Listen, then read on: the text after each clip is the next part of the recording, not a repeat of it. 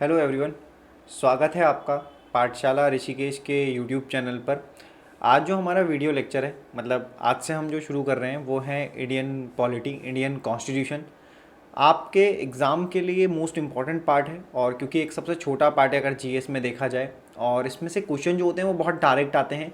आपको बहुत ज़्यादा इतना नहीं पढ़ना है कि आपको ऐसा लगे कि आप बिल्कुल एकदम लॉयर बनने जा रहे हैं, बट आपको जो भी पढ़ना है वो साथ साथ याद हो जाए, और आपकी थ्योरी बेस के साथ साथ आपके एमसीक्यू भी प्रिपेयर हो जाएं। तो ये सीरीज़ जो है एमसीक्यू की, ये उसी हिसाब से तैयार की गई है। इसमें हम क्या करेंगे, इसमें हम चैप्टर वाइज जाएंगे, मतलब पूरा इंडियन कॉन्स्टिट्यूशन जो होगा वो चैप्टर वाइज होगा, है ना। जिस तरह से कॉन्स्टिट्यूशन बना है, उसकी मेकिंग है, उसकी हिस्ट्री है, उन सबको हम कवर करेंगे। तो इस वीडियो लेक्चर में होने क्या वाला है, सबसे पहले आप ये जान लीजिए कि हम इसमें क्या करेंगे। हम इसमें पहले थ्योरी पार्ट को कवर करेंगे, मतलब हम थोड़ा सा इसमें थ्योरी देखेंगे, बैकग्राउंड देखेंगे, फिर उससे रिलेटेड क्वेश्चन और जो संभावित क्वेश्चन किसी एग्जाम में बन सकते हैं या जो प्रीवियस ईयर क्वेश्चन आए हुए हैं उनको हम डिस्कस करेंगे। मतलब इस पूरे वीडियो लेक्चर में आप क्या कर सकते हैं, अगर आप सीधा एमसीक्यू करना चाह रहे हैं, आपको लग रहा है कि थ्योरी थोड़ा सा बोरिंग हो रही है, तो आप डायरेक्ट इस वीडियो के पार्ट से, आधा पार्ट से आप जा करके वहाँ पर थ्योरी पार्ट को देख सकते हैं, एमसीक्यू पार्ट को देख सकते हैं ना। तो हम अपनी थ्योरी के साथ स्टार्ट करते हैं, क्योंकि आज हम स्टार्ट करने जा रहे हैं इंडियन कॉन्स्टिट्यूशन। तो थोड़ा धीरे धीमे बिल्कुल समझेंगे। अगर आप हमारे यहाँ ऑफलाइन में पढ़ रहे हैं या आप ऑनलाइन पढ़ना चाह रहे हैं, तो आप इस तरीके से अपनी प्रिपरेशन को स्टार्ट कर सकते हैं। हम पढ़ने जा रहे हैं इंडियन कॉन्स्टिट्यूशन, भारतीय संविधान, संविधान क्या है, संविधान की क्या डिमांड थी, कहाँ से ये आया है, ये सब बातें हम देखेंगे। आपको चीज़ें अगर ज़रूरत पड़े तो नोट कर लेनी है, वरना आप स्क्रीनशॉट भी ले सकते हैं। अंग्रेजी भाषा के कॉन्स्टिट्यूशन शब्द की उत्पत्ति लैटिन शब्द कॉन्स्टिट्यूट से हुई है, जिसका अर्थ है शासन करने वाला सिद्धांत। आसान बात है, संविधान इसको कहते हैं। आधुनिक युग में संसार में सर्वप्रथम लिखित कॉन्स्टिट्यूशन, देखो ये कई बार सवाल आता है कि विश्व में जो हमारा मॉडर्न वर्ल्ड है उसमें रिटन कॉन्स्टिट्यूशन किस देश की देन है, तो वो दिया था संयुक्त राज्य अमेरिका ने।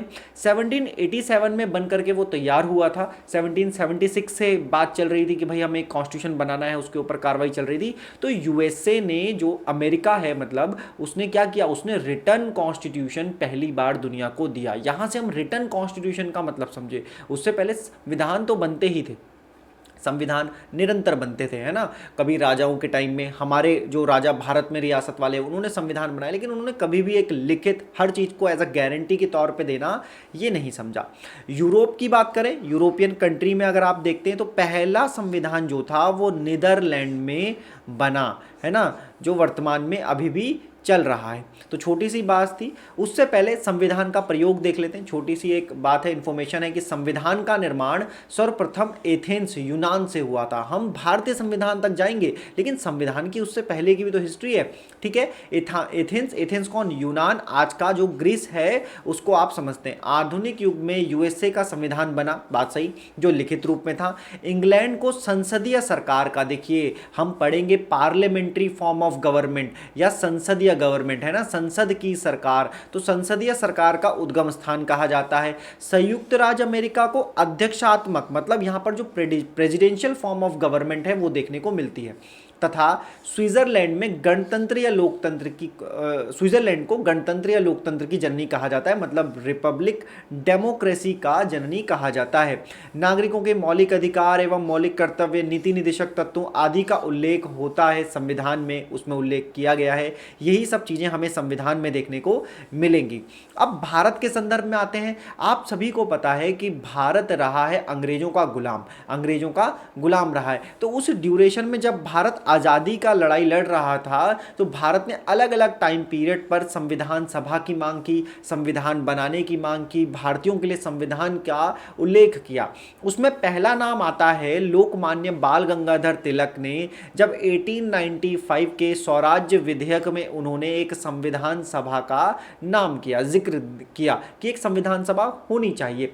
लेकिन ये इतने ज़्यादा फॉर्मल वे में रखा गया कि इसको आगे बहुत हद तक कार्रवाई में नहीं पार्टिसिपेट किया गया। फिर आगे चल के गर्म दल, नर्म दल में आकर के, और भारत का स्वतंत्रता संघर्ष जो था वो काफ़ी लंबा चल रहा था, तो ये बात जो थी छोटे स्तर पर ही आकर के समाप्त हो गई। लेकिन इसने भारतीयों को समझाया, देखा कि भाई संविधान सभा जैसी चीज़ हो सकती है, मतलब पहली बार टर्म है ना, पहली बार यूज कर लिया। फिर है संविधान सभा का सुझाव सर्वप्रथम गांधी जी द्वारा, देखो गांधी जी ने कब दिया, भाई हमने बाल गंगाधर तिलक की बात कर ली, बाल गंगाधर तिलक ने 1995 में पूछा जाता है, एग्जाम के पॉइंट ऑफ व्यू से इंपॉर्टेंट है।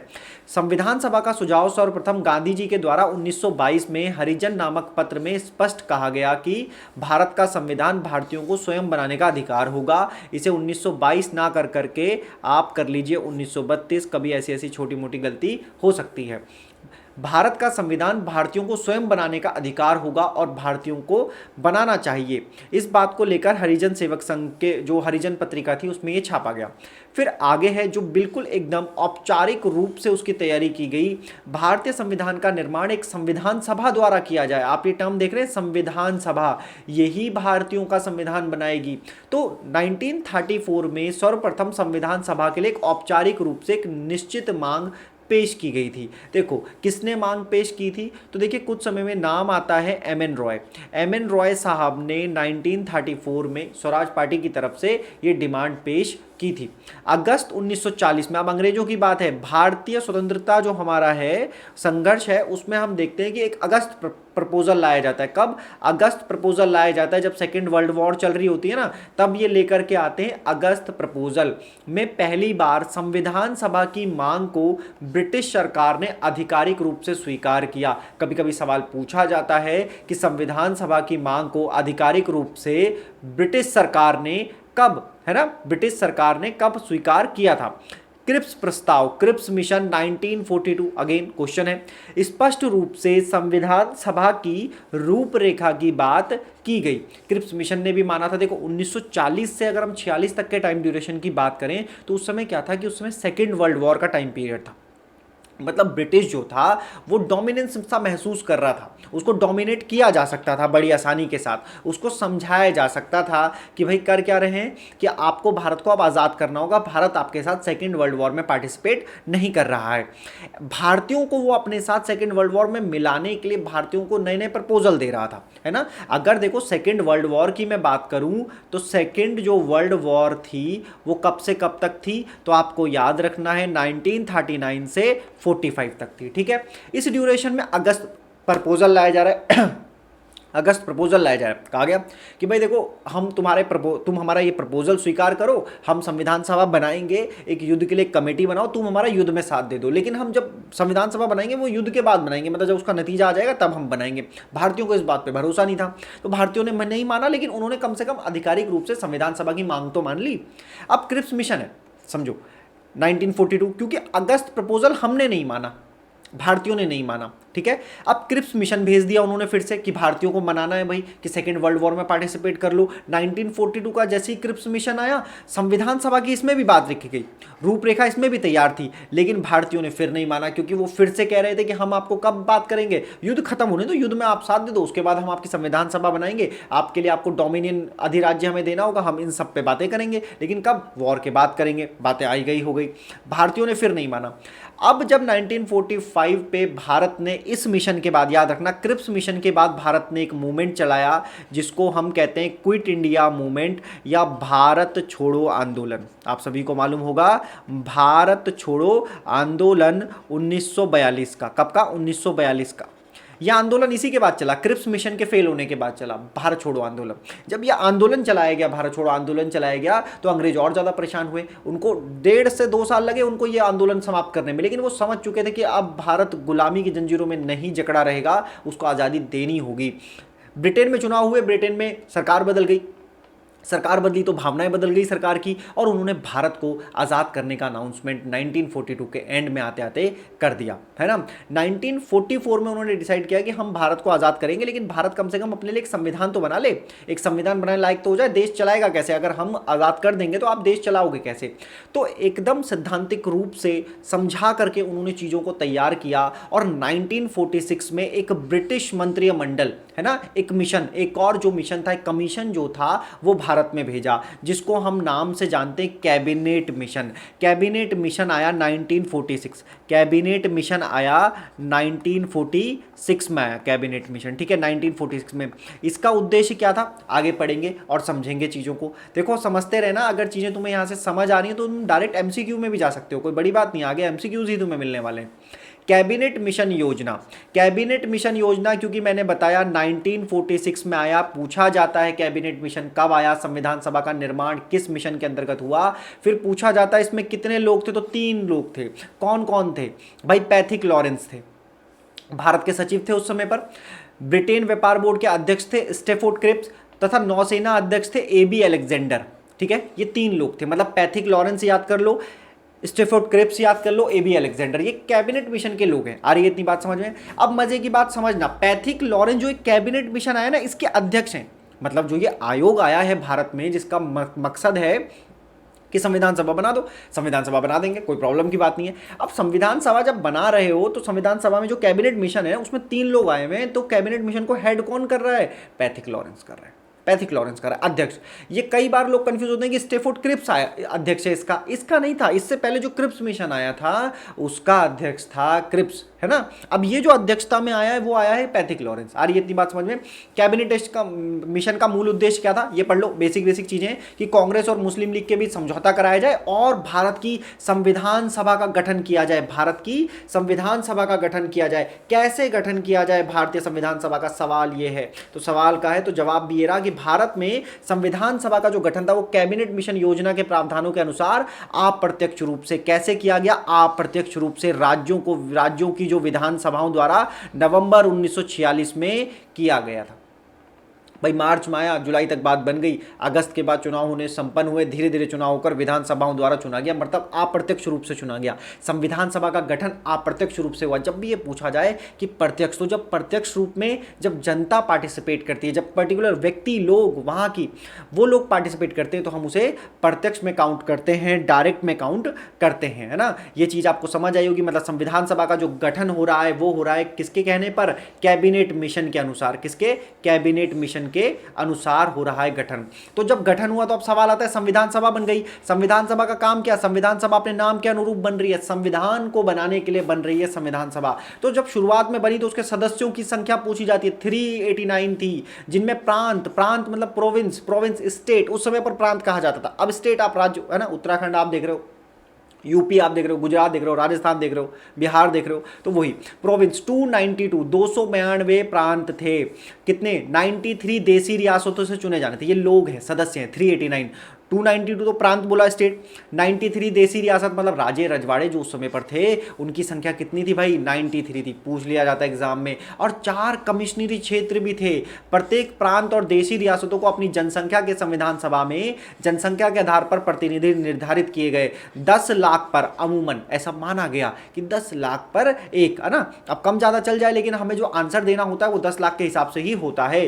भारतीय संविधान सभा में महिलाओं की संख्या 9 थी। मेरी बात समझना, ये जो संविधान सभा में महिलाओं की संख्या बताई गई है, ये 9 बताई गई है, ये विभाजन के बाद की बात है। उससे पहले 15 थी, मतलब जब विभाजन नहीं हुआ था ना तब 15 थी, उसके बाद 9 हो गई थी। अनुसूचित जनजाति के सदस्यों की संख्या, मतलब ट्राइबल्स की बात की जा रही है, ट्राइबल्स की संख्या 33 थी, है ना। इस अनुपात में स्थान को आवंटित किया गया था। ये नोट कर लेना सारी चीजें, कभी कभी एग्जाम में इस तरह के क्वेश्चन आते हैं। अब संविधान सभा का बता दिया, किसके कहने पे संविधान सभा का निर्माण हो रहा है? कैबिनेट मिशन के अंतर्गत। कैबिनेट मिशन ने कहा कि संविधान सभा का निर्माण करोगे, ठीक है, निर्माण कर दिया, संख्या बता दी, 389 कर दो जी। 389 में से 93 निकाल करके आप कहाँ डाल दो? देसी रियासत के लोग होंगे। 93 देसी रियासत के लोग होंगे, 4 प्रांतीय कमिश्नर के लोग होंगे। बात बिल्कुल सही है, कोई दिक्कत नहीं है। तो फिर आगे का प्रोसेस कैसे चलेगा इसे देखना है। संविधान सभा की प्रथम बैठक हुई 9 दिसंबर को, इन सब पे बात करेंगे। मतलब अब संविधान सभा जो उतने लोगों का चयन होना था अप्रत्यक्ष चुनाव के आधार पर, ये सारा चयन कर लिया गया। 9 दिसंबर को पहली मीटिंग हुई, पहली मुलाकात हुई, और जब इस मीटिंग में जिनको अध्यक्ष चुनना था तो अस्थायी अध्यक्ष चुने गए सच्चिदानंद सिन्हा। क्या चुने गए? सच्चिदानंद सिन्हा चुने गए अध्यक्ष। देखो पहली मीटिंग हुई है, सभी का वेलकम करना है, सभी ने रजिस्टर में साइन करना है कि अच्छा जी मैं आईडी कार्ड है मेरा, मैं भी आया हुआ हूँ, मैं भी प्रेजेंट हूँ, मैं भी आया हूँ। ये सब करने के लिए वो लोग क्या कर रहे हैं, एक संविधान सभा जो मीटिंग है एकदम पार्लियामेंट जैसा हाउस है, एकदम वहाँ पर पहुँच रखे हैं, वहाँ पर मीटिंग कर रहे हैं। सच्चिदानंद सिन्हा को क्योंकि उसमें स्पीकर बना दिया, उस दिन का चेयरमैन बना दिया। भाई देखो सब चीज़ें शांति से भी तो करवानी है, जो चेयरमैन होगा वो लोगों को रोकेगा, कि अच्छा आपका काम ये है, आपको बोलना है, आपको नहीं बोलना है, आपको साइन करने हैं, अब आपको चले जाना है, आपको रुक जाना है, तो चेयरमैन के वो ऑर्डर मानेंगे। तो उस पर्टिकुलर डे, क्योंकि लोगों को मालूम नहीं है ना, पहला दिन है, संविधान सभा बन करके आई 9 दिसंबर 1946 को उसकी पहली मीटिंग हुई, और जब पहली मीटिंग हुई सच्चिदानंद सिन्हा को तो अस्थायी अध्यक्ष बनाया गया उस दिन के लिए। ठीक है, मुस्लिम लीग ने इसका बहिष्कार किया। कई बार पूछा जाता है अलग पाकिस्तान की मांग की, अब तक अलग पाकिस्तान की मांग नहीं थी, अब अलग पाकिस्तान की मांग जोर पकड़ने लगी थी, क्योंकि मुस्लिम लीग को पता चल गया था कि जब हम संविधान सभा का जब गठन हुआ तो कांग्रेस को अधिकतम, मतलब उसका वर्चस्व ज़्यादा था वहाँ पर भारतीयों की तरफ से। ठीक है, इसलिए बैठक में केवल 211 सदस्यों ने हिस्सा लिया। 11 दिसंबर 1946 को अगली मीटिंग हो रही है, ये मैं आगे बताऊंगा आपको। डॉक्टर राजेंद्र प्रसाद को संविधान सभा का स्थायी अध्यक्ष चुना गया और बाद में यही भारत के पहले राष्ट्रपति भी बने। श्री BN राव को संविधान सभा के संवैधानिक सलाहकार पद पर नियुक्त किया गया। ठीक है, ये बातें आ रही है, अगर समझ आ रही है तो ठीक है, नहीं तो मैं आगे भी आपको एक्सप्लेन करूंगा विद क्वेश्चंस के साथ। 13 दिसंबर 1946 को जवाहरलाल नेहरू ने संविधान सभा में उद्देश्य प्रस्ताव प्रस्तुत कर संविधान निर्माण का कार्य करना प्रारंभ किया। यह प्रस्ताव संविधान सभा ने 22 जनवरी 1947 को पारित कर दिया। चीज़ें समझना। अब जो हमारी संविधान सभा बैठी, मेरी बात ध्यान से समझना, यहां पर मैं आपको चीज़ें समझाने की कोशिश करता हूं। देखो, पहली जब मीटिंग हुई ना, यहां पर लिख लेते हैं, पहली जो मीटिंग हुई वो मीटिंग हुई थी 9 दिसंबर को। ध्यान से समझना आप, 9 दिसंबर को 1946 को हुई पहली मीटिंग। ठीक है, इस मीटिंग में क्या हुआ, इस मीटिंग में किया गया कि पहले अस्थायी अध्यक्ष चुन लिए गए। कौन अस्थायी अध्यक्ष थे? डॉक्टर सच्चिदानंद सिन्हा। बात को समझना, डॉक्टर सच्चिदानंद सिन्हा।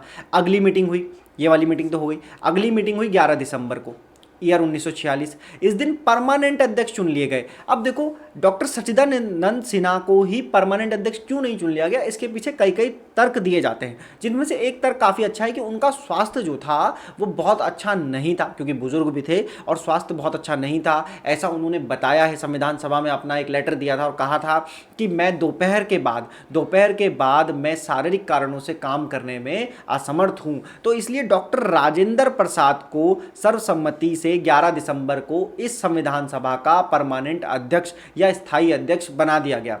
अध्यक्ष क्यों बनाया गया? भाई देखो, जब कोई सभा लगती है ना तो उसमें कोई मॉनिटर तो होना चाहिए जो ये समझाए कि चीज़ें चलनी कैसे है, चीज़ों को चलाना कैसे। संविधान सभा मीटिंग हो रही है, सभा हो रही है, कौन बोलेगा कौन नहीं बोलेगा, कितना बोलना चाहिए, कब किस विषय पर हमें बात करनी होगी, कितनी बात करनी होगी, अगली बार हम मुलाकात कब करेंगे, ये सारी बातें संविधान सभा द्वारा डॉक्टर राजेंद्र प्रसाद को चेयरमैन बना करके एक निश्चित व्यवस्थित करने के लिए उन्हें चेयरमैन बना दिया गया। ठीक है, कहानी अच्छी है भाई। चलो फिर क्या हुआ, अब 9 दिसंबर को मिले तो 9 दिसंबर को सच्चिदानंद सिन्हा ने सबको, अच्छा अटेंडेंस लगा लो, चलो रजिस्टर में नाम लिख लो, तुम आए हो अगले दिन, कल वहां जाकर के बैठना, ये सारी बातें हो गई। 11 दिसंबर को ये बात परमानेंट हो गई कि राजेंद्र प्रसाद जी अध्यक्ष हो गए हैं, कोई दिक्कत नहीं। इसी के बाद आगे उन्होंने 13 दिसंबर का दिन, मीटिंग का 13 दिसंबर का दिन हुआ। क्या हुआ 13 दिसंबर के दिन? देखो, जो संविधान सभा आई है 13 दिसंबर, याद रखना 13 दिसंबर के दिन जो इंपॉर्टेंट काम करते हैं वो करते हैं जवाहरलाल नेहरू। क्या काम करते हैं? देखो, संविधान सभा आई है, कभी भी कोई मीटिंग होती है, बैठक होती है, कहीं पर लोग विचार विमर्श करते हैं, चौपाल लगाते हैं, तो वहां का कोई ना कोई ऑब्जेक्टिव होता है ना, मतलब एक उद्देश्य, कि क्या उद्देश्य होगा, क्यों आए हो आज यहाँ, कि जी चाय पकौड़े खाने आए, बारिश बहुत ज़्यादा हो रही है, तो होने दो, क्या दिक्कत है इसमें। अब 13 दिसंबर को अगर वो मीटिंग हो रही थी तो उन्होंने बताया जवाहरलाल नेहरू यहाँ पर आए, अध्यक्षता नहीं की इन्होंने, जवाहरलाल नेहरू लेकर के आए ऑब्जेक्टिव रेजोल्यूशन, उद्देश्य प्रस्ताव लेकर के आए। क्या उद्देश्य प्रस्ताव, क्या ऑब्जेक्टिव, कि जो संविधान सभा आज हमारी बनी है, इतनी स्वतंत्रता संघर्ष करने के बाद जो हमने लड़ाई लड़ करके आज हमने संविधान सभा बनाने का जो अधिकार पाया है, आज जो हम यहाँ पर एकत्र हुए हैं, इकट्ठे हुए हैं, हम क्या करने वाले हैं, हम अपनी भावी पीढ़ी को एक ऐसा संविधान देने जा रहे हैं जिसमें उनके सामाजिक अधिकार हों, राजनीतिक अधिकार हों, उनकी राजनीतिक बातें हों, उनकी स्वतंत्रता हो, वो ऐसे देश में जीवन यापन कर पाएँ जहाँ उनको सभी प्रकार के अधिकार उनको मिले, उनको स्वतंत्रता मिले, उनको गुलामी जैसी जंजीरों से कोई भी सरकार, ताकत या कोई भी कैपिटल, पूंजीवाद नहीं उनको रोक सके, है ना। ये सारी बातें ऑब्जेक्टिव रेजोल्यूशन में पूरा और भी अच्छे तरीके से एक्सप्लेन किया गया।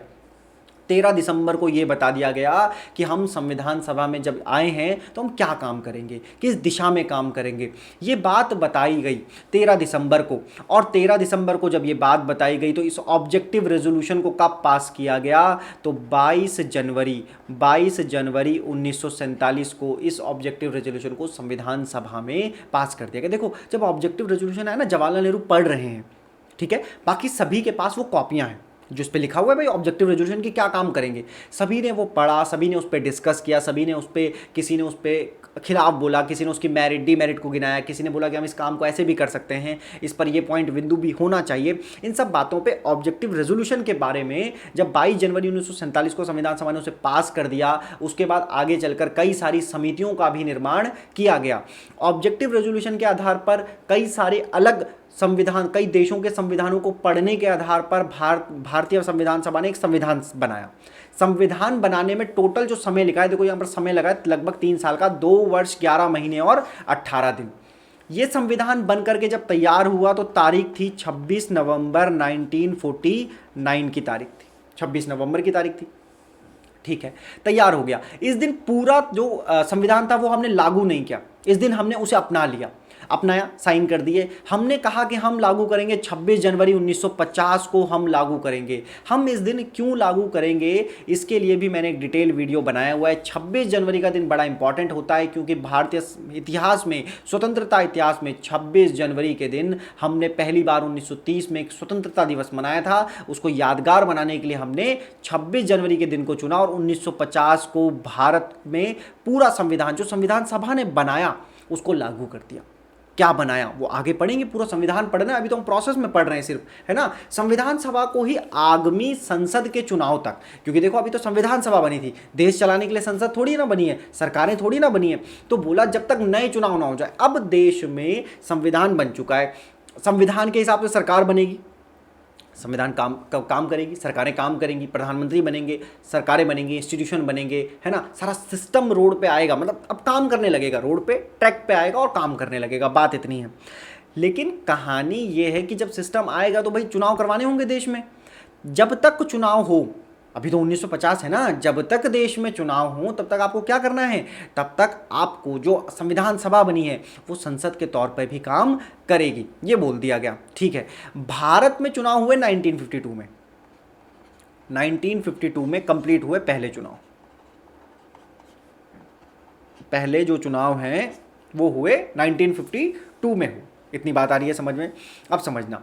तो भारतीय संविधान सभा ने जो बनाया, जो 26 जनवरी 1950 को जो संविधान लागू किया, वो सबसे लंबा लिखित संविधान है।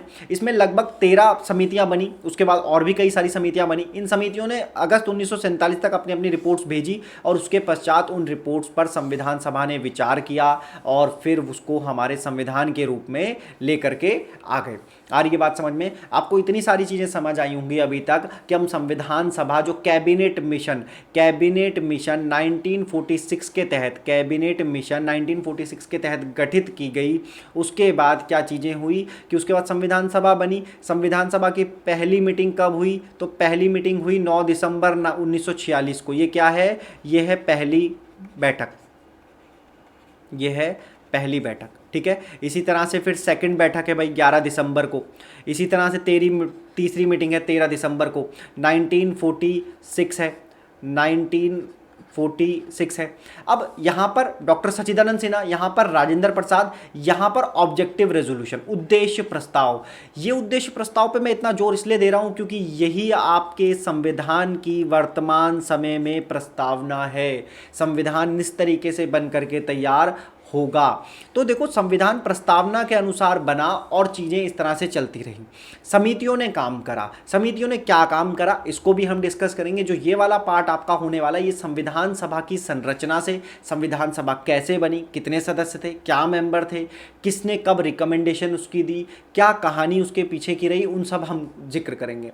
आपने अब तक सोचा होगा कि मैंने इसमें डॉक्टर राजेंद्र प्रसाद का नाम लिया, सच्चिदानंद सिन्हा का नाम लिया, BN राव का नाम लिया, हमने BR अम्बेडकर का नाम क्यों नहीं लिया, जबकि कई लोग उनको, जो जानकार हैं, जो पुराने इतिहासकार हैं, वो father of the Indian constitution कहते हैं। तो घबराइए मत, आप ये अगर क्वेश्चन मेरे साथ करेंगे तो आपका कॉन्सेप्ट प्लस थ्योरी तैयार हो जाएगा। और आप जिस भी बुक से पढ़ रहे हैं उस बुक से सिर्फ आपको कितना पढ़ना है? संविधान सभा का गठन, सिर्फ इतना पढ़िए। अगले पार्ट में मैं इसके आगे की बातें, यानी कि जो समितियां बनी है ना, जो समितियां बनी, समितियों ने जिस पर विचार किया, जो रिपोर्ट्स आई, हमने अपने संविधान के लिए कुछ ना कुछ कहीं ना कहीं से अडॉप्ट किया है, कोई आइडिया लिया है। मैंने आपको कहा कि भारत संविधान बनाने के लिए लगभग हमने 60 देशों के संविधानों का अध्ययन किया। 60 देशों के संविधानों का 60 देशों के संविधानों का अध्ययन किया। ठीक है भाई, 60 देशों के संविधानों का अध्ययन किया और लगभग 10 देशों से हमने कुछ ना कुछ लिया है, कुछ ऐसी चीज़ें, कुछ ऐसे थॉट लिए हैं कि वहाँ के वो थॉट हैं, लेकिन उसके अंदर हमने अपना तड़का लगाया, अपना इंडियन तड़का लगाया है और हमने अपने कॉन्स्टिट्यूशन के अंदर उन्हें शामिल कर लिया है। आ रही है इतनी बात समझ में? तो हम उनको डिस्कस करेंगे। आपको ये वीडियो लेक्चर पूरे अच्छे से समझ आएगा, आप फिर से देखिए और किताब से खुद रीडिंग करिए। सेल्फ स्टडी बहुत ज़्यादा ज़रूरी होती है किसी चीज़ को समझने के लिए, लेकिन अगर आपने एक बार भी सेल्फ स्टडी किया है और आपको चीज़ें नहीं समझ आई तो आप मेरा ये वीडियो लेक्चर पूरा देखिए और पूरा कॉन्स्टिट्यूशन ऐसे ही पढ़ा दूंगा और सब चीज़ें याद हो जाएंगी, आर्टिकल से लेकर सारी चीज़ें। पहला क्वेश्चन है, भारत के लिए संविधान की रचना हेतु संविधान सभा का विचार निम्नलिखित में से सर्वप्रथम किसने प्रस्तुत किया था? स्वराज पार्टी ने दिया था, कांग्रेस पार्टी ने दिया था, मुस्लिम लीग ने दिया था या सर्वदलीय सम्मेलन ने 1946 में दिया था? तो ये मैं आपको बता चुका हूं कि स्वराज पार्टी ने 1934 में पहली बार 1934 में संविधान सभा, एम.एन. रॉय, क्या नाम है भाई? एम.एन. रॉय इनका नाम है। एम.एन. रॉय की अध्यक्षता में इन्होंने सबसे पहले कॉन्स्टिट्यूशन संविधान सभा होनी चाहिए ये बात की थी। ठीक है, क्वेश्चन करोगे ज़्यादा क्लियर हो जाएंगी चीज़ें, एकदम आपको बढ़िया तरीके से आपके एग्जाम की प्रिपेयर हो जाएगी। आप किसी भी एग्जाम की तैयारी कर रहे हैं, चाहे वो एसएससी का एग्जाम है, रेलवे का एग्जाम है, और अगर आप स्टेट सर्विस की तैयारी कर रहे हैं तो इतना अच्छा कॉन्स्टिट्यूशन मैं आपको समझा दूंगा, याद करवा दूंगा कि स्टेट सर्विस के एग्जाम में एक भी क्वेश्चन आपका गलत नहीं होगा।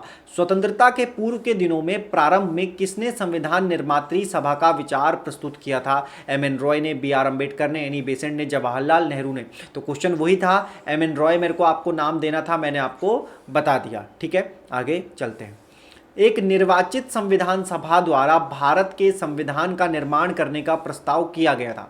सवाल को समझना कि सवाल क्या है। सवाल आसान है, थोड़ा सा लेवल अच्छा रखा गया है ताकि आपके कॉन्सेप्ट प्लस एमसीक्यू दोनों तैयार हो जाएं। एक निर्वाचित संविधान सभा बोली है भाई, भारत के संविधान का निर्माण करने का प्रस्ताव किया था, किसने कहा था? अब आप देखोगे कि यहां पर कैबिनेट मिशन आपको नहीं दिखेगा, कैबिनेट डेलीगेशन यहां पर लिखा हुआ है। ठीक है, पहली बार बोला है ना, निर्वाचित निर्माण करने का प्रस्ताव दिया था, संविधान सभा द्वारा भारत के संविधान का निर्माण करने का प्रस्ताव दिया गया था। तो देखो, अगर इसके आंसर के हिसाब से आप जाओगे तो क्रिप्स मिशन इसका सही आंसर हो जाएगा, क्योंकि मैंने आपको पहले दूसरी स्लाइड में बताया था, वहां पर हम जब बात करें तो हम यही कह रहे थे कि क्रिप्स मिशन ने पहली बार कहा था कि एक निर्वाचित संविधान सभा होगी। इस बात को हम एक्सेप्ट कर लेते हैं, मान लेते हैं, लेकिन बनाएंगे बाद में। तो वहां पर क्रिप्स मिशन ने पहली बार संविधान सभा के निर्माण की बात की थी। आगे चलते हैं। व्यक्तियों में से कौन कैबिनेट मिशन का सदस्य नहीं था? तो कैबिनेट मिशन कब आया था? 1946 में कैबिनेट मिशन आया। इसमें कितने मेंबर थे? 3 सदस्य थे, 3 सदस्य थे। ठीक है, 3 मेंबर थे, William Wood, Pethick Lawrence, Stafford Cripps, A B. Alexander. तो आप जानते हैं कि ये भाई साहब नहीं थे, मतलब इस हिसाब से आंसर जो हो जाएगा ये हो जाएगा, क्योंकि पूछा है नहीं थे। 3 लोग थे, ये तीनों ही मेंबर थे। और अध्यक्ष कौन थे? ये भाई साहब पैथिक लॉरेंस जो थे, ये भारत के सचिव थे और इस कैबिनेट मिशन के अध्यक्ष थे। ठीक है, ये बात वही है, इसको देख सकते हो आप आराम से। भारतीय संविधान सभा का गठन किया गया था। अब यहां पर अगर आप देखें तो भारतीय संविधान सभा का गठन किया गया। क्रिप्स मिशन ने बात तो की थी लेकिन गठन नहीं किया गया था। आप समझ रहे हैं मेरी बात को? क्रिप्स मिशन ने बात तो की कि हम संविधान सभा बनाएंगे, एक निर्वाचित संविधान सभा आपकी होगी, बात की गई थी। लेकिन जो संविधान सभा बनी, जिसका गठन किया गया, जिसमें 389 मेंबर शुरुआत में हुए, बाद में 299 हुए, उस संविधान सभा ने जिसने हमारा संविधान बना करके दिया, वो संविधान का निर्माण हुआ था कैबिनेट मिशन। कैबिनेट मिशन 1946, जो संविधान सभा, जिसने संविधान सभा बना करके दी है। ठीक है, आगे चलते हैं। भारतीय संविधान सभा के उद्घाटन अधिवेशन की अध्यक्षता की गई थी। भाई उद्घाटन अधिवेशन बोला कौन सा? संविधान सभा की मीटिंग, इसका मतलब यही है, संविधान सभा। ठीक है, संविधान सभा की पहली मीटिंग, अब देखो शब्द चेंज हो गया, पहली मीटिंग कब हुई? 9 दिसंबर को 1946, भूलना नहीं इस बात को। दूसरी मीटिंग 11 दिसंबर 1946, 3 ही मीटिंग इंपॉर्टेंट, और 13 दिसंबर, एक एक दिन एक एक दिन छोड़ के हो रही है 1946। डॉक्टर सच्चिदानंद सिन्हा, क्या नाम है? डॉक्टर सच्चिदानंद सिन्हा, इनके द्वारा किया गया। अध्यक्षता की गई थी। ठीक है, अस्थायी अध्यक्ष भी कहते हैं। संविधान सभा की प्रथम बैठक कब हुई? आंख बंद करके कह दोगे कि प्रथम बैठक 9 दिसंबर 1946 को हुई है। भारत को एक संविधान देने का प्रस्ताव संविधान सभा द्वारा पारित किया गया था। मेरी बात ध्यान से समझना, कहा भारत को एक संविधान देंगे, उसके लिए एक प्रस्ताव, जो ऑब्जेक्टिव रेजोल्यूशन, जो उद्देश्य प्रस्ताव कब आया था? 13 दिसंबर 1946 को। कौन लेकर के आए? तो बोलोगे जवाहरलाल नेहरू लेकर के आए। ठीक है, बात इतनी समझ आ रही होगी, जवाहरलाल नेहरू लेकर के आए। ये कब पास कर दिया गया? अगर कब पास किया गया तो मैंने आपको बताया कि 22 जनवरी 1947 को, 1947 को, है ना। ये 22-22-46 था तो दिमाग थोड़ा घूम गया। 22 जनवरी 1947 को ये जो रेजोल्यूशन था ये पास किया गया, जो उद्देश्य प्रस्ताव था ये पास कर दिया गया कि हम भारत को एक संविधान देने जा रहे हैं और वो इस ऑब्जेक्टिव रेजोल्यूशन के आसपास का होगा, इसके उद्देश्यों के हिसाब से हम काम करेंगे। अब अगला क्वेश्चन, भारतीय संविधान को बनाने हेतु भारतीय संविधान सभा के कुल कितने अधिवेशन हुए? मेरी बात ध्यान से समझना। देखो, जो संविधान सभा 1946 में बनी उसने संविधान पर चर्चा करना स्टार्ट किया। अब 2 साल 11 महीने 2 साल 11 महीने और 18 दिन, यही बात है, 2 साल 11 महीने और 18 दिन में बनकर के तैयार हुआ। इस पूरे टाइम पीरियड में एक भारतीय संविधान इतना बड़ा, दुनिया का सबसे बड़ा लिखित कॉन्स्टिट्यूशन बनकर के तैयार हुआ। इसमें कुल कितने सेशन हुए? अधिवेशन को बोला जाता है सेशन, मेरी बात ध्यान से समझना, ये सेशन है। वैसे 11 सेशन हुए थे, 12वीं बैठक को भी जोड़ लिया जाता है जब संविधान सभा ने उस पर सिग्नेचर करे और वो भारत पर इम्प्लीमेंट किया गया। ठीक है, तो 12 सेशन हुए, इसी बात को लिखा गया है। 11 माह 18 दिन में बना था। ये सारी बातें छोटी छोटी बातें हैं, वही होगा, इसको आप समझ लो। ठीक है, तो आप ये देख सकते हैं। आगे चलते हैं। भारतीय संविधान के निर्माण के समय संवैधानिक जो था कॉन्स्टिट्यूशनल एडवाइजर, ठीक है, कॉन्स्टिट्यूशनल एडवाइजर कौन थे ये बोला गया है। तो आपको मैंने ऊपर बताया था जब मैं एक्सप्लेनेशन दे रहा था, BN राव, बेनेगल नरसिंह राव जो थे वो भारतीय संविधान सभा के संवैधानिक सलाहकार थे। देखो, हम क्या करेंगे कि हम MCQ थ्योरी के साथ पूरा इंडियन कॉन्स्टिट्यूशन ख़त्म करेंगे और आपके डाउट भी क्लियर करेंगे। तो अगर आप मेरी ऑफलाइन के स्टूडेंट हैं, मेरी ऑफलाइन क्लास के स्टूडेंट हैं, या आपने अभी तक एनरोल नहीं किया है और आप चाह रहे हैं कि आप तैयारी करें, तो आप जो है पाठशाला ऋषिकेश को ज्वाइन कर सकते हैं हमारे ऑफलाइन बैचेस के लिए। BR अम्बेडकर का संविधान सभा में निर्वाचन हुआ था। भाई कहाँ से हुआ था? क्योंकि मैंने आपको कहा कि अप्रत्यक्ष तरीके से प्रत्येक प्रांतों से लोग चुन करके आए थे, तो उन्हीं प्रांतों में से BR अम्बेडकर, बड़ा इंपॉर्टेंट क्वेश्चन है और हर बार आता है, आज आपको मैं इसका कंफ्यूजन दूर कर दूंगा। समझना मेरी बात को, अगर BR अम्बेडकर का संविधान सभा का निर्वाचन पूछा जाए और इन दोनों, ये तो आपने कट कर लिए होंगे कि ये तो नहीं है, पश्चिम बंगाल है या बंबई है, तो मैं आपको बताना चाहूंगा, आप में से कई लोगों ने पश्चिम बंगाल किया होगा। अगर मैं कह दूं कि ये भी गलत है, भाई आपने बंबई किया होगा, मैं कह दूं ये भी गलत है, ये दोनों ही सही है, मैं यूं कह दूं। आप समझना मेरी बात को कि मैं क्या कह रहा हूं। मैं कह रहा हूं कि दोनों ही सही है, ये दोनों ही सही है। ऐसा क्यों? तो जब पहली बार संविधान सभा बनी तो आप मुझे बताना, क्या 1946 में पाकिस्तान बन गया था? आप बोलोगे नहीं बना था। अगर पाकिस्तान 1946 में नहीं बना था तो बात बिल्कुल सही है, तब तो पश्चिम बंगाल रहेगा। ये पश्चिम बंगाल को हटा दो, इसको हम कर देंगे पूर्वी बंगाल, है ना। पश्चिम बंगाल, इसको सिर्फ पश्चिम नहीं लिखना चाहिए, इसको लिखना चाहिए पश्चिम बंगाल, बंगाल से। तो पूर्वी बंगाल से जो हुआ था वो हुआ था BR अम्बेडकर का पहले 1946 में। जब पूर्वी बंगाल पाकिस्तान में चला गया, बांग्लादेश तो पहले पाकिस्तान ही था ना, तो पाकिस्तान में चला गया, तो उनका पुनः दोबारे जब रिप्रेजेंटेशन हुआ और दोबारे उनको मौका दिया गया, तो BR अम्बेडकर को बम्बई प्रेसिडेंसी से मौका दिया गया। आप मेरी बात को समझ रहे हैं? दोबारा समझना, 1946 में जब संविधान सभा बनी तो जो बांग्लादेश वाला पार्ट था ना, है ना, जब 1946 में, तो वो बांग्लादेश नहीं था, वो पूरी पाकिस्तान नहीं था, वो भारत का ही हिस्सा था, भारत का ही पार्ट था। तो क्या किया गया? तो बंगाल से, या यूं कहने की पूर्वी बंगाल से BR अम्बेडकर साहब पहली बार चुन करके सामने आए, संविधान सभा के मेंबर बन गए। अब जब 1947 में भारत पाकिस्तान ये विभाजन हो गया, तो जो पूर्वी बंगाल था वो पाकिस्तान वाले हिस्से में चला गया, अब BR अम्बेडकर तो भारतीय संविधान सभा के मेंबर है ना, तो वहां कैसे रहते और बिना चुन करके आते, वो कैसे रहते? तो ये समस्या का समाधान करने के लिए उपचुनाव करवाया गया और बंबई प्रेसिडेंसी के पूना क्षेत्र से उनको जगह दी गई। तो इसका मतलब यह है कि अगर बंबई ना हो तो बंगाल बिल्कुल सही आंसर हो जाएगा, और अगर बंगाल ना हो तो बंबई जो होगा वो सही आंसर होगा। बी आर अम्बेडकर साहब का आप समझना, कुछ इंट्रोडक्शन है 2 स्लाइड में पूरा करेंगे। भारतीय संविधान निर्माण में मुख्य भूमिका निभाने वाले डॉक्टर भीमराव अंबेडकर जी का जन्म बता रहा हूं 14 अप्रैल 1891 को महू मध्य प्रदेश में हुआ था। कई बार ऐसे महान लोगों की जन्मस्थली पूछ ली जाती है। और मृत्यु कब हुई थी? 6 दिसंबर 1956 को दिल्ली में हुई थी। ये सवाल भी कई बार आता है, आगे समझते हैं। वर्ष 1946 में संपन्न संविधान सभा के प्रारंभिक चुनाव में, आप समझ रहे हैं, भीमराव अंबेडकर अविभाजित भारत के बंगाल प्रांत के पूर्वी भाग से, कहां से? पूर्वी भाग से निर्वाचित हुए थे। बाद में यह क्षेत्र कहां चला गया भाई? पाकिस्तान चला गया। अंबेडकर भारतीय गणराज्य के मुंबई प्रेसिडेंसी के पूना संसदीय क्षेत्र से दोबारे जीत करके आए थे। ये इंपॉर्टेंट है, आराम से पढ़ लो इसको और डेटा को नोट कर लो। आते हैं भाई, देखो मैंने कहा कि आपने जो है 13 इंपॉर्टेंट समितियां बनी। 13 इंपॉर्टेंट समितियों में से 13 इंपॉर्टेंट समितियों में से कुछ समितियां यहां पर इंपॉर्टेंट है, इन्हीं के ऊपर बात कर लेते हैं। ये समितियां आपको याद करनी है। एग्जाम में समितियां ऐसी आती है, पूछा जाता है कि संविधान सभा की संघ संविधान समिति के अध्यक्ष कौन थे? आप बोलोगे पंडित जवाहरलाल नेहरू थे। नियम समिति, देखो डॉक्टर राजेंद्र प्रसाद क्या थे भाई? संविधान सभा के अध्यक्ष थे। तो संविधान सभा का जो अध्यक्ष होगा वही तो नियम बनाएगा, और नियम बनाएगा तो संचालन भी करेगा। तो देखो डॉक्टर राजेंद्र प्रसाद वाली सारी याद कर लो। अभी तो फिलहाल यहां पर 2 ही हैं डॉक्टर राजेंद्र प्रसाद की, कौन सी? देखो नियम और संचालन। जो संविधान सभा का अध्यक्ष होगा वही तो नियम बनाएगा, है ना, अध्यक्ष है क्योंकि, और उसी का संचालन करेगा, तो चीजें आसान हो गई।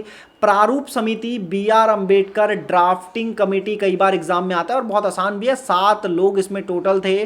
डॉक्टर भीमराव अंबेडकर उसके चेयरमैन थे। पूरी डिस्कस के साथ इसकी बात करेंगे। फिर है मौलिक अधिकारों एवं अल्पसंख्यकों हेतु सलाहकार समिति, सरदार वल्लभ भाई पटेल। मौलिक अधिकारों की बात हो रही है, अल्पसंख्यकों हेतु एक सलाहकार समिति का निर्माण की बात हो रही है। फिर है मूल अधिकार उप समिति, जेबी की प्लानिंग, सस्ता क्वेश्चन है। अल्पसंख्यक उप समिति एच.सी. मुखर्जी, और एच.सी. मुखर्जी कौन थे? तो यहां पर हमें एक चीज याद आ गई है, एच.सी. मुखर्जी और कोई नहीं, एच.सी. मुखर्जी संविधान सभा के उपाध्यक्ष थे।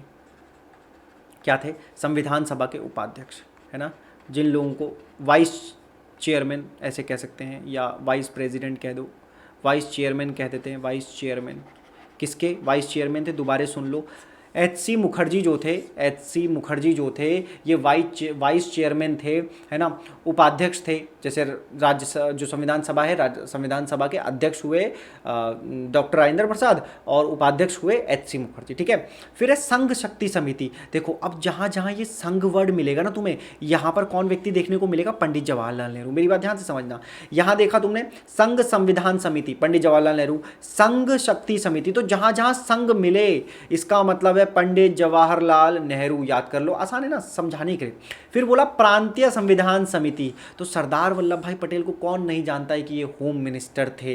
होम मिनिस्टर, प्रांत, प्रोविंस इनके अंतर्गत था। देसी रियासत मंत्रालय बनाया गया था।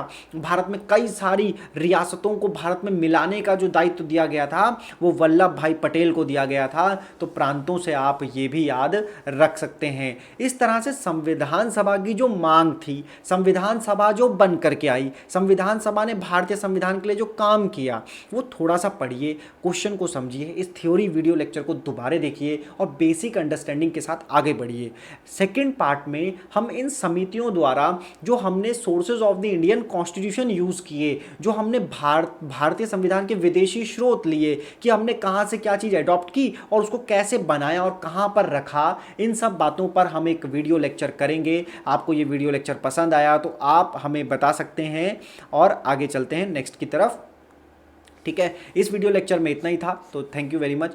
चैनल को सब्सक्राइब कर सकते हैं। पाठशाला ऋषिकेश को फेसबुक और इंस्टाग्राम, टेलीग्राम, यूट्यूब पर फॉलो कर सकते हैं, है ना। वीडियो लेक्चर देखने के लिए धन्यवाद।